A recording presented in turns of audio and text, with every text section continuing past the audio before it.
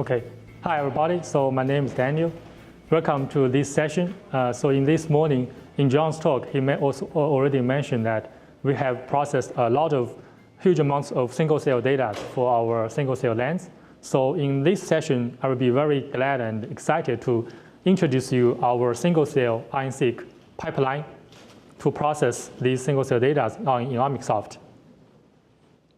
So there will be three parts. First of all, I will give you some introduction about the single-cell RNA-Seq sequencing, and then I will introduce you our single-cell pipeline in OmicSoft. And the last part, we will do a demo to introduce you the all detailed modules, and we can see how it works step by step. Okay, so let's start with the single-cell RNA-Seq introduction. In these slides, left figure, you can see the publication per year for papers related to single-cell sequencing, and we can see a big increase since 2011. And it just got increased year by year. And nowadays, we can see that single-cell research have been applied in several fields. For example, the cancer study, immunology, and drug discovery, and all other fields listed here. So you might have this question, why single-cell sequencing? Why single-cell RNA-Seq sequencing is so popular these days? So before the idea of single-cell sequencing, normally we have this assumption that all the cells of a particular tissue type, they are the same. They have the same characteristics. So based on this assumption, we only examine or sequence the sample in tissue level or in population level, but not in the cell level. However, in reality, there are different factors can combine together to create the cell's unique identity. For example, the cells in the same tissue, they might have discrete cell types or can have continuous phenotypes. And also, they can have different direction for the temporal progression or even some different cell states and some different spatial positions. So all these factors, they can combine together to create the cell's unique identity. And these cell heterogeneity, this requires the different treatment for these cells to achieve better result. So this is the main reason for single-cell sequencing is the same tissue, the cells in the same tissue, they still have different characteristics. Okay, so in these slides, I want to touch a little bit about the technique for the single-cell sequencing library preparation. So compared to the bulk RNA-Seq library preparation, there's an extra step before the amplification, which is to isolate the cells into those individual cells. And here we just take a drop-seq as an example to show. So we will isolate the cells and lysis these cells and ligate the transcript to marker on the oil beads. So these markers on these oil beads can be composed of cell barcode or UMI. So UMI, as John mentioned, this is the unique molecular identifier. So the incorporating of these cell barcode and the UMI will be a key process for this single-cell sequencing library preparation.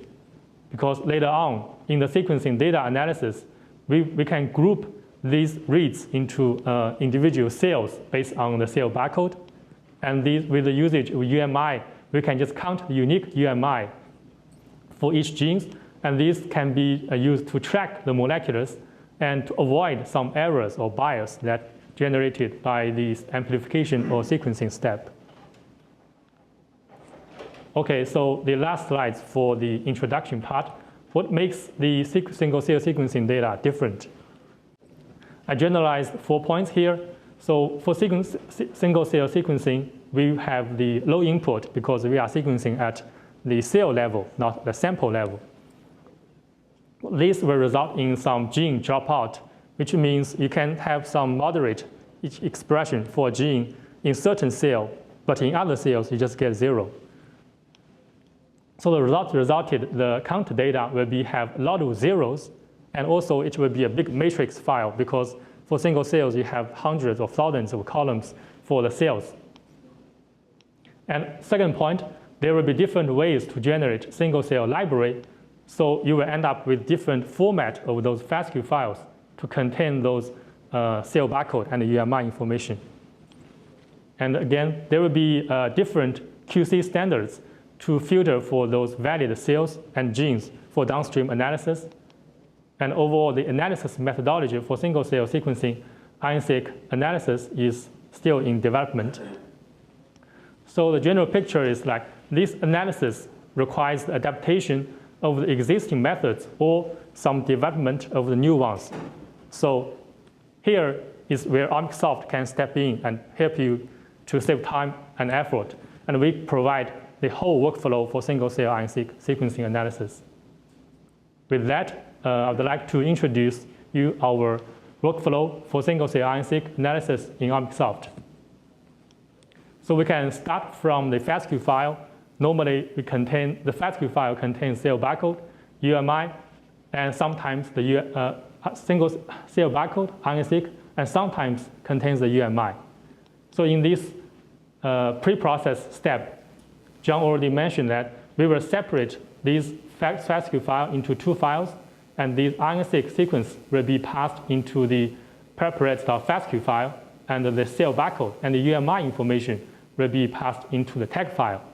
So these will be two files resulted from the first original sample files, and these two files will have the same name, and in the downstream analysis, these two files will be associated together. So after the pre-process, we can do the filter single-cell read on the barcode or UMI quality score, or if user have their valid barcode list to show which cell barcode is valid, or some barcode remapping file, we can also include those files in this step. Can you allow like a one mismatch for the cell barcode? Yes, well, this is what we did for the cell barcode, actually. Yeah. And then after this, we can do the barcoded alignment. So this alignment module will be very similar to the normal RNA-Seq alignment. The only difference is the band file resulted from this module will contain those extra columns to store the information we passed from the tag file, which is the information for cell barcode and the UMI. So those are the mapping engine with the OmicSoft mapping engine? Yeah, this is our normal OSHA alignment. Yeah. So after this alignment, we provide the single-cell QC matrix, during which module user can get the cell level alignment report. So compared to the sample level alignment report, user can use this module to get the information for each cell. What's the alignment rate? What's the total genes detected in this cell? And like what's the mitochondrial rate for this cell? So user can use their own threshold to filter for the valid cells that they are going to use for the downstream analysis. And also from the band file, we can do the quantification, get the count data, during which we can demultiplex these cells with the cell barcode. And if there is UMI in the reads, we can count the unique UMI, get the count data. So once we get the count data, there are series of downstream analysis like clustering, which we use R-t-SNE, and the differential expression, which we will use SCDE.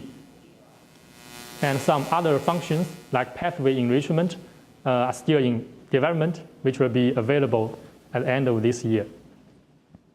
Okay, I have a question. Yeah. So usually I want to ask a question about regarding the future single cell reads, because usually like NX system, we got like a raw file, we got like several thousand cell barcodes, but in the end actually only probably 2,000 cells. Yes. So how do you address that question? How you remove the cell? Yeah, that's a good question. So as I mentioned here, if the 10XD provide a valid cell barcode list, we can use this valid barcode list here to filter for those valid reads. Yeah. If you don't have a valid barcode list, then you can. It's totally starting from the raw data. Yeah. And you need to decide which best cut out for your real. Another way to filter for the reads will be from the single-cell QC matrix, or when you get the count data even. You can do some statistics based on the count data to see what's the total alignment rate and what's the total genes get detected for each cell. So based on your own experience or the sample quality, you can filter for those cells to decrease the cell number. Yeah. And do you support combining multiple sequencing files that might have different sets of cells into combining them together so the analysis can be done on the whole population? Yes, the alignment, all the alignment, the formal steps, they will be for the whole sample level, and then in the quantification step, we demultiplex in the cell level here. Just add a couple. Yeah. So that, I think, previous question is the barcode itself. If you have a valid barcode file, you can always use that in filtering. And other than that, if you don't have a valid barcode, you can, first of all, you can use the QC, the quality score of that barcode itself to do a lot of filtering. If you find out a lot of filtering are bad, then you can filter out. And the third one is you can generate your own valid barcode file. What do I mean? We extract all the text files into a separate file. The reason for that is you can take that text file and find out what's the barcode, and for each barcode, what's the most enriched the barcode information, and then sort of like you sort it, and then just as you mentioned, you can draw a diagram and see where the cutoff should be, what's the minimum score that this barcode should have, and what's the minimum, for example, the current value you should have. Then you can sort of like generate a valid barcode file and use that to filter your own data set. Thank you for your comments. So at the end of the day, basically one single cell just trigger and one sample in the distribution way, is that right? Yeah, before this step, there will be a whole sample file contains all the cells. Okay. Then, but in the quantification step, we demultiplex with the cell barcode. So the count data you get will be one cell per column. Yeah.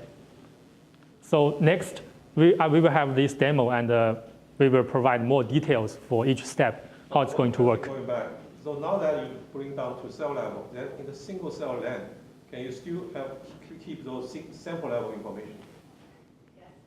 Yes? It's demultiplexed, and so for the bulk data, and even when there's mixed samples, we do demultiplex and map so that each cell has the appropriate information, metadata information. Okay. Okay, great. So next, we will do the demo, and I will give you a little bit about the case introduction. What's the sample we are going to use?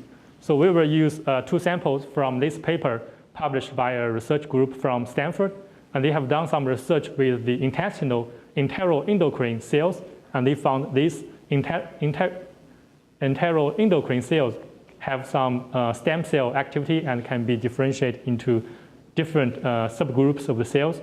And we will just focus on one of the group cells, proxy1 GFP cells. So these are the cells for mouse intestinal epithelial cells. And the single cell RNA-Seq research revealed 2 subsets for these cells. One is the enteroendocrine, these for short EE cells, and another is the tuft cells. So another deep look for this paper's result. This is a Tisney result from paper, based on which we can see they can cluster these cells into 6 subgroups. And mainly there are 2 subtypes of the cells, which is the cluster 0, 2, 3, 1. They have high expression for the tuft cell markers. And for cluster 4, they have high expression for EE cell markers. So later on, we will process the data and to replicate these visualizations in RStudio. So we can do the pre-process, alignment, and quantification. Before we move to the RStudio to do the demo, I do want to have another 2 slides to show pre-process detail, because this is kind of important step for single-cell RNA-Seq analysis. So as I mentioned, in this process, pre-process, we will separate the cell barcode and the UMI information to the tag file, and RNA-Seq reads to this FASTQ file. So currently on the market, there are so many different ways to generate the single-cell sequencing library.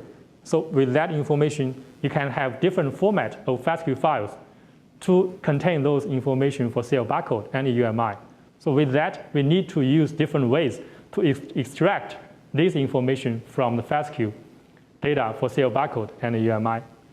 For example, in these slides, I just present 4 different cases. In the first case, the cell barcode and the UMI are included in the read header. Second case, they only contains UMI in the read sequence. And in the third case, it looks like a pale end data, but actually it's fake pale end data because the read 1 contains the UMI, a cell barcode and the UMI information. But the read 2 contains the actual reads that can be mapped to the genome. And the fourth case will be a real pale end data. And the read 1 just start with the barcode, UMI, followed with some poly T and the read 1 sequence. And also read 2 just contains the normal read. So why some cases have poly G? There's no poly T from poly A capturing. That's poly G. It's just, I don't know why, it's just an example file. You don't see poly G as part of that. It's just spacing. I mean the top left, top right. The poly G after UMI. Oh, you mean here? Yeah. I don't know the detail of this FASTQ file. It's just an example we show here to present like there are different cases. So the general idea I want to convey here is you can have different format of those FASTQ files. So you need to use different ways to extract this information. So which category 10x falls into? 10x is really a different situation. They have their own mature pipelines to process those data. Yeah. 10x was, 10x has their own format. We do have a pipeline to support that. It's in OCL, but not replicable yet. So because they have 3 input files that are general tree. That's another. That's another category. Yeah. So before you analyze those sequencing data for single cells, you need to know the information. Where is your cell barcode? Where is the UMI? And what's the length of those information? So for the case we are going to deal with today, it falls into the third scenario. It will be a fake pale end data. And in read 1, we know they have the cell barcode, which is 14 nucleotide, and the UMI is 5 nucleotide. So with this knowledge, we can move to the demo in RStudio. So let's get some hands-on experience on RStudio. Yeah, so this will be the general window you can see. If you open RStudio and just create a project called demo here. And for all the modules we developed for single-cell RNA-Seq analysis, they are all compiled under NGS, single-cell RNA-Seq. And you can see here we have different modules like single-cell pre-process, filter for the row reads, tag QC, and alignment, and counting, and the downstream analysis like PCA, t-SNE, and single-cell differential expression analysis. So we will go through them one by one, and actually, as we have a new function to create a custom workflow, so I already create the custom workflow and added all the list, all the modules we are going to show in this demo. So we will go through the whole pipeline, do the pre-process, filter the row reads, and we will do the alignment, counting, and for the downstream analysis, we will do the t-SNE clustering, principal component analysis, and last module will be the single-cell differential expression analysis. So let's start with the pre-process. Add the FASTQ file we are going to work with.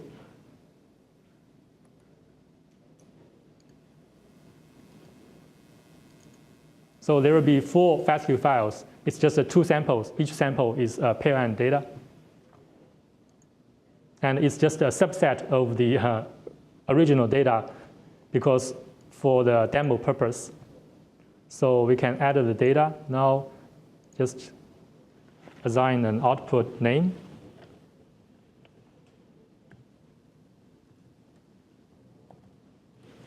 And we can assign an output folder here. Put them in demo, pre-process. So here, I do want to introduce you these options, whether you need to check them or not. So reads are pale. Yes, our reads are pale now, and the reads contain UMI. Yes, we have UMI. And for this option, demultiplex with cell barcode, we provide this option here, but normally we don't recommend user to check this one in this pre-process step, because for each FASTQ file for the single cell data, you can contain so many hundreds or thousands of cells.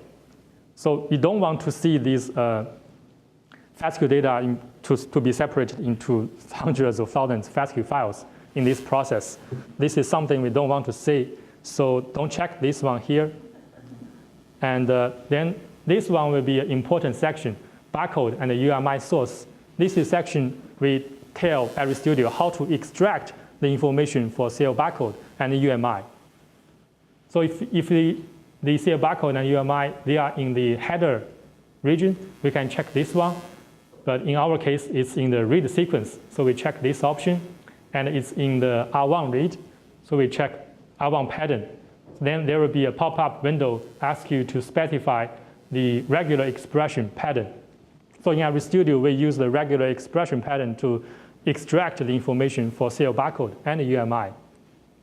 But don't worry, if you are not familiar with the regular expression pattern, we can, in the drop-down menu, you can choose a case that applies to your situation. For example, in our case, we have barcode and the UMI, and we can just check this one. And in this box, you can see these FASTQ reads. These are passed from the FASTQ file being inputted here. So you can check match to see how it goes. We can see it's failed because we haven't specified the length for the barcode and UMI. So we will modify the length for cell barcode is 14 nucleotide. And for the UMI will be 5 nucleotide. So we can check match again. So we can see it's got succeed for the matching. We can click OK. So this regular expression sentence will be passed into the R1 pattern. Do you tolerate mismatches at the barcode level?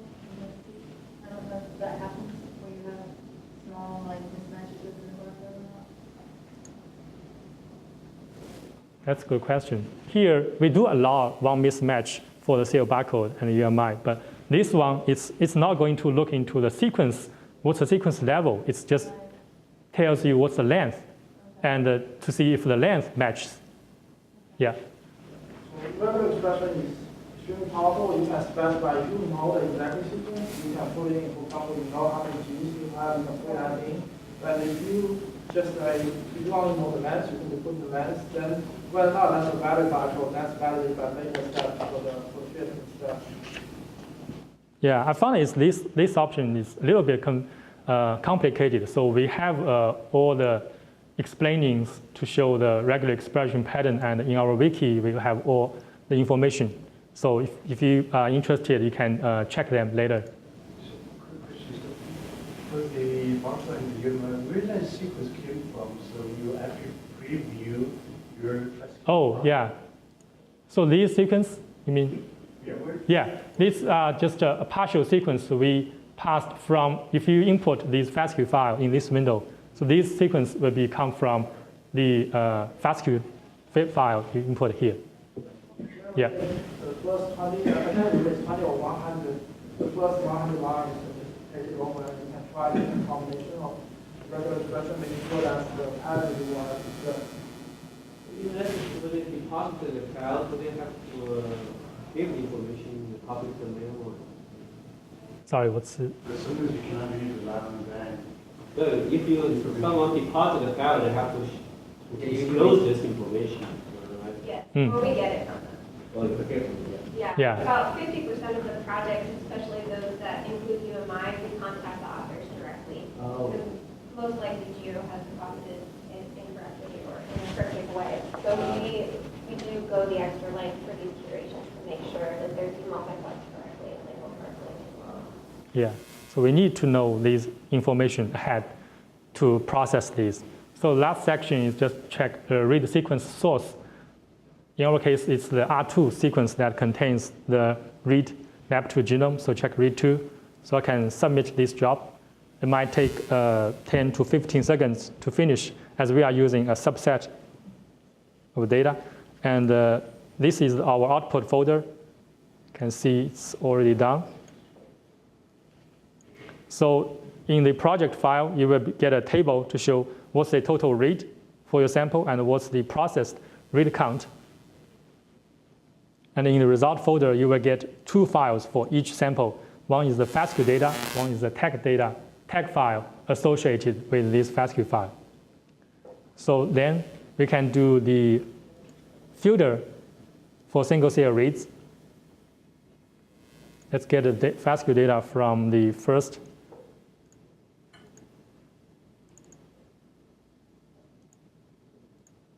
These are the FASTQ data. No. I think it's in the demo pre-process. So this is the FASTQ data we generated from the first step. So this here will be very simple, just output, just define an output name.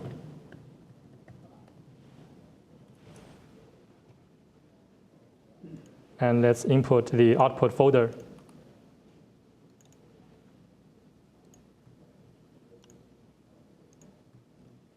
Okay, so here you can see we provide the option to input the valid barcode list.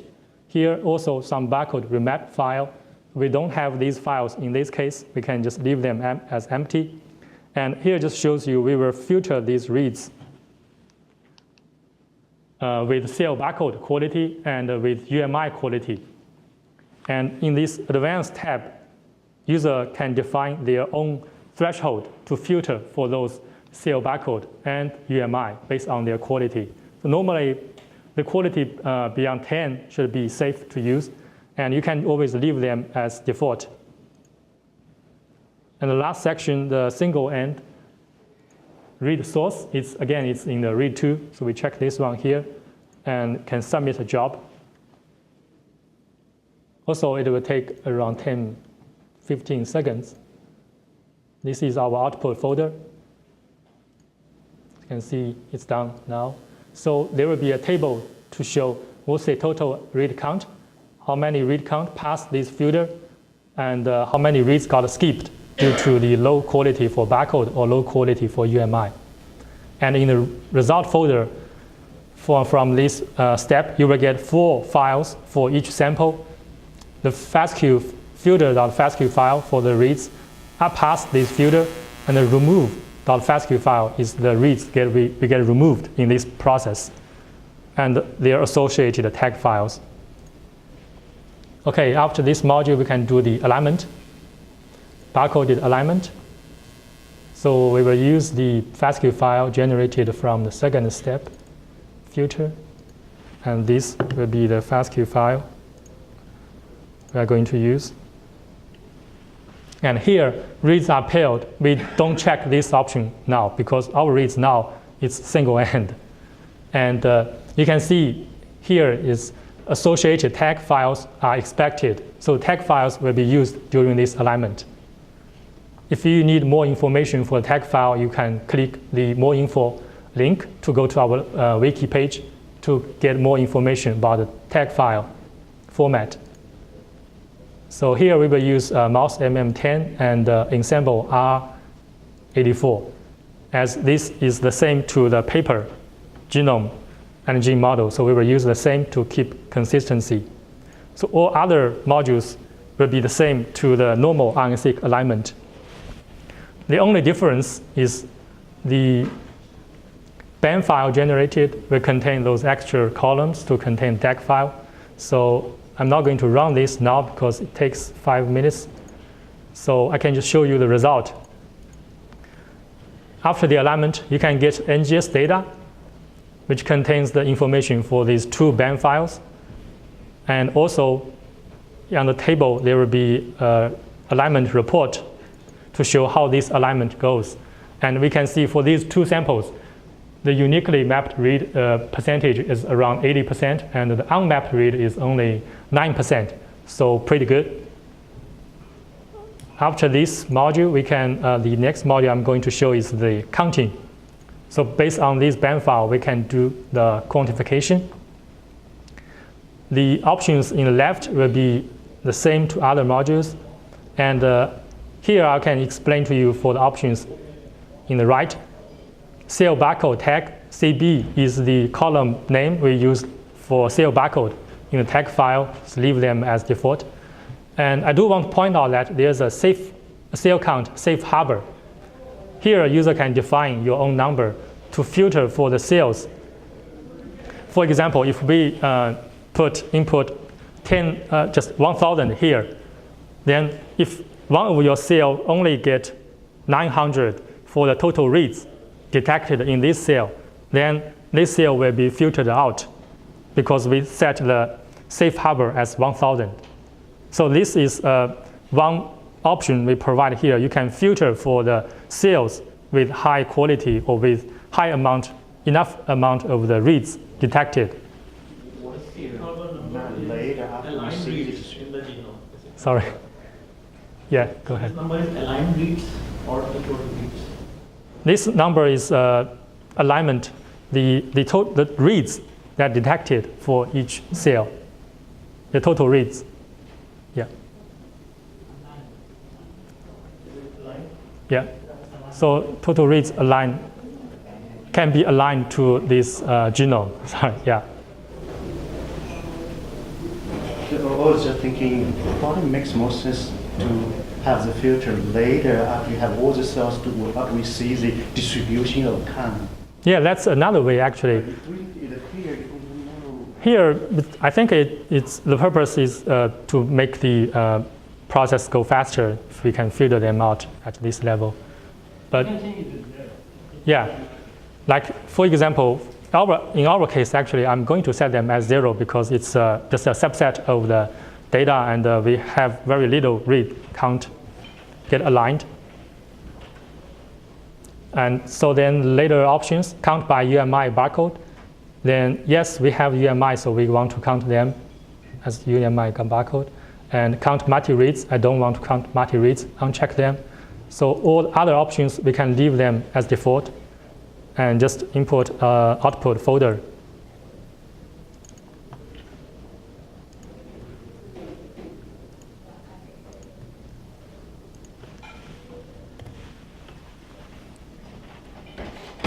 Also, I do want to mention that in the advanced tab, we provide this option to cluster UMI and convert UMI counts to transcript number. I'm not going to touch these details here, but if we have enough time, we can come back. Or if you are interested, please go to our wiki page. We have all the information. So I submit this job. And in the count table, here we can get 2 zim files we designed. So this is another point I want to mention. For the single cell data, you might get hundreds or thousands of columns for each individual cells. And because of the low input, we have a lot of zeros in the count data. So we designed a special format to store these count data, which is the zim file. It's zero inflated binary matrix to store this data, basically for memory efficiency. And in the solution, we can see the report. So this will be the count data we get, and you get general idea. For each column is a cell, and each row is the gene. So you can end up with huge amount of columns for those single cell data. Okay, so now we have covered these modules. So then we will start with some downstream analysis. Do you have the ability to filter out doublets? You should show you have 2 cells. Sometimes you get 2 cells isolated in the same droplet, and you have to filter out those because they don't represent a single cell. You have the ability to. I guess we don't have this one here. Well, that some of them has an event data because otherwise you have to run a some random training detection. Because many of our, especially for primary data sets, sometimes they do have mutations. They will have 10 cells, sometimes they do have these 2 cells, so we can use that in different. Yeah. At this level, did you generate some sample annotation files, like telling how many cells per sample, and what is the, like maybe incorporating some of your QC metrics and all that, you generate some kind of annotation file? Yeah, that would be another module, which is, I'm not going to show them here. So as I mentioned, we will have the single cell QC metrics to provide information for each cell, what's the alignment rate, what's the total genes got detected. Is that what you are mentioning about? Yes. Yeah. So what I'm asking is, after you have done the alignment and integrated the data, Yes. like how do you do in RNA-Seq? You have an annotation file that goes along with the data metrics to the downstream analysis. Is it generated at this point? Yeah. You can add these information always to the annotation file for downstream analysis later. Just have to run those QC metrics to get those data first. Yeah. So these UMI tables based on after UMI correction. This one, we didn't check the UMI correction. As I mentioned here, in the counting module, in the advanced tab, we provide the option for cluster UMI or convert UMI count to transcript number. So these are some corrections we provide. So if you check these options, you will get the corrected number. Oh, so actually the table showing number is the written number, not the UMI? This is just this is the UMI number. It's just a naive count for the UMIs for each gene. What's the total reads can be mapped to this gene region. So this is UMI count, not a transcript number. You can select the UMI transfer the UMI to transcript number. You will select the transcript number. Yeah, if you are interested, we can have more discussion about it. It's a little bit complicated for that one. But it's more like a binary process, especially you have speech saturation. Whatever you detect is much lower than the amount of transcript you have. Yeah. Okay, so let's move on to the downstream analysis. So I can show you some visualization which is more appealing. And so here we will do t-SNE clustering. So nowadays t-SNE clustering has been kind of like a standard way to analyze the single cell data to do some clustering and to see what's the subtype of the cells. So we have incorporated the R package, R-t-SNE in RStudio. And the basic idea is for all the options that are available in R, we also provide these options in RStudio, and you can see these options in the advanced tab also here. So if you are familiar with, yeah. So you do a PCA dimension reduction first? Yeah, I will do the PCA next. There's options in initial. Oh, you mean here? Yeah. Default is It's one of the former steps. Yes. Does that mean you choose your 50? You choose the first 50 PC? Yes, PCA principal components. Yeah. Is it first 15 or 50? 50. Okay. Yeah. Thanks for pointing it out. Yeah. So if you are familiar with the options, you can always modify them later based on your experience or some special case. Okay. So I'm now going to run it here. Takes a little bit of time, so I can show you the result. Daniel, did you call out to R there, or did you recode the setting out? It's the R-t-SNE recording R package. Yeah. So there will be a table under pattern. So we will get a t-SNE table, shows the cell IDs in the column ID and V1, V2. And the t-SNE scatter plot, V1 is in the x-axis, and V2 in the y-axis. So now I'm going to show you how we can replicate the view in the paper like this. In the paper, they have the 6 subgroups for their cluster, and we can do the similar thing in RStudio to color them by different clusters assigned to each group. Let's play with the data in RStudio. So now I can, so in order to make them more similar to the paper, I can flip the X-Y axis. And then for each cluster, I can select all of them and add a list, create a list for these selected samples, add a list from selected rows. Cluster 5, so just assign the cluster name here. So you will get a list to show all the samples selected for this cluster. So with this same way, we can assign group to other clusters and I already have these 6 clusters assigned. So now I can select all of these and add these cluster information to our t-SNE table.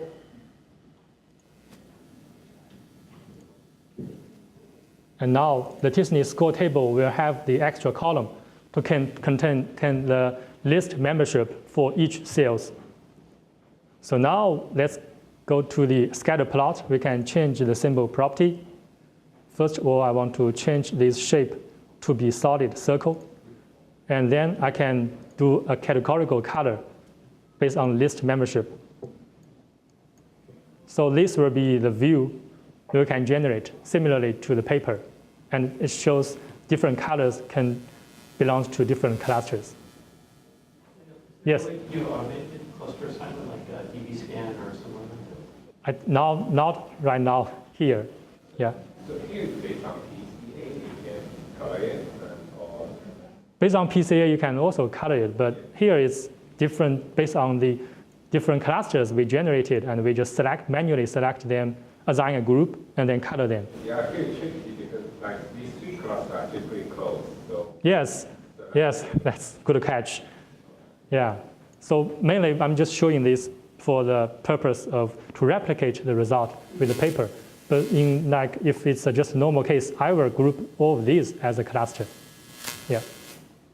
So in the paper, they're just using visual extraction to do the cluster? They don't provide the detailed information for clusters. But I believe maybe it's involved some cell markers. Okay. Yeah, marker genes. Yeah. So next, they also. So are you able to just select the 3 cluster and redo it, it will separate? Yeah, you can always redo that. Yeah, you can just select them, subgroup the data, and do it again. Yeah. So in the paper, it also provides some gene expression value across these different clusters. For example, in this picture C is from the paper. They show the tuft cell markers, what's their expression pattern across these different clusters. And we can see these genes got highly expressed in cluster 0, 2, 3, 1. So we can replicate the similar view in RStudio. So here we can do that. In order to color them by different expression values, we need to incorporate the expression data. So I can combine these table with the t-SNE table. So I'm going to join these 10 marker genes, expression value, and with our t-SNE table. If you don't follow, it's okay. We will provide a videotape for this so you can get the all detailed steps.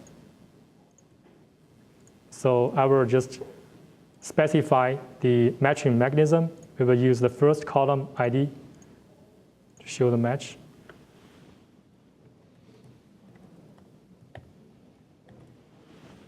Okay, so then we can get a joined table during which we will see the 10 gene expression value and V1, V2, and list membership, these from the t-SNE result.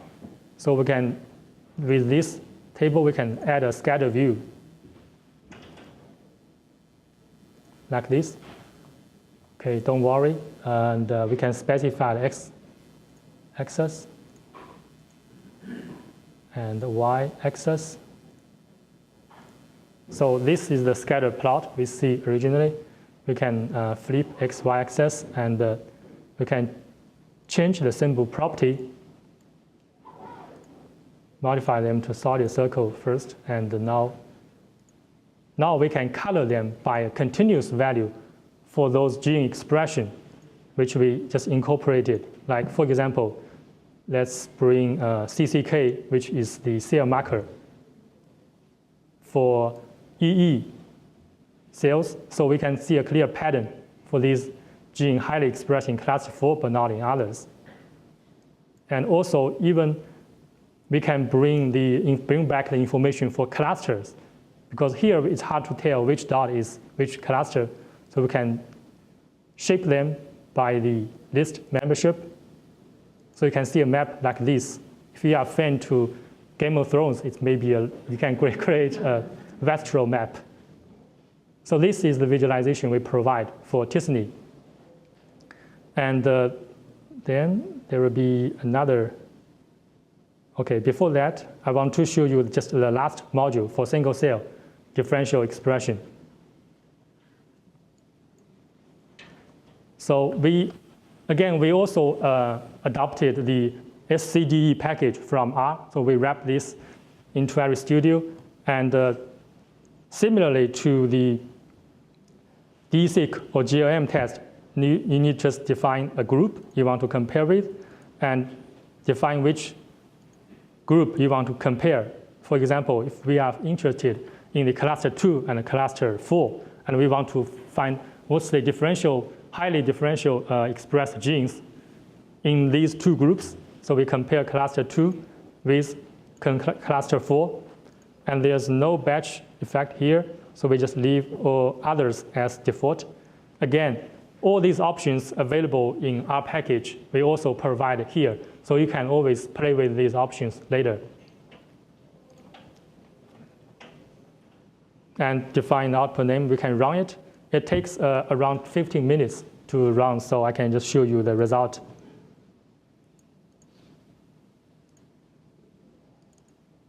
So for SCDE, you will get a similar result with DSeq. You can get 4 columns, mainly log2 fold change, the fold change, and the raw p-value and the adjusted p-value.